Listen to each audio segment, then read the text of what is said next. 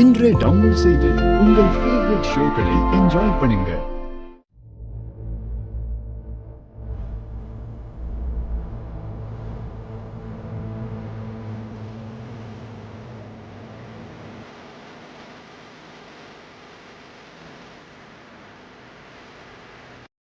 என்ன லக்ஷ்மி, உனக்கு எறும்பு கடிச்ச மாதிரி கூட இல்லையா? உன் கண்ணு முன்னாடியே உன் புருஷன் இன்னொருத்தைய கல்யாணம் பண்ணிக்கிறேன்னு சொல்லிட்டு இருக்கா. உனக்கு இது புரியுதா இல்லையா? இப்போ நீ அமைதியா தான் இருக்க போறியா? என்ன வேற என்ன செய்ய சொல்றீங்க அத்தை?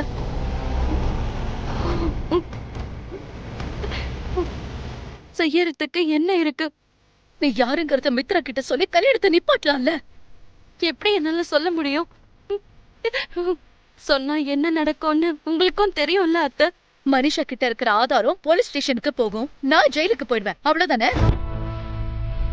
பரவாயில்ல, இருக்கட்டும் லட்சுமி. உனக்காக நான் ஜெயிலுக்கு இல்ல, நரகத்துக்கு கூட போவேன்.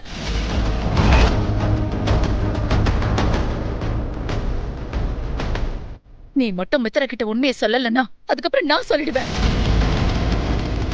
மித்ரா வந்த உடனே நீ சம்யுக்தா இல்ல லக்ஷ்மின்னு உண்மையை சொல்ல போற. ஐயோ வேண்டாம் அத்தை, வேண்டாம். தயவு செஞ்சு அந்த காரியத்தை மட்டும் செஞ்சிடாதீங்க. நீங்க அவசரப்படாதீங்க. எவ்வளவு நாள் காத்துட்டு இருக்கிறது லக்ஷ்மி?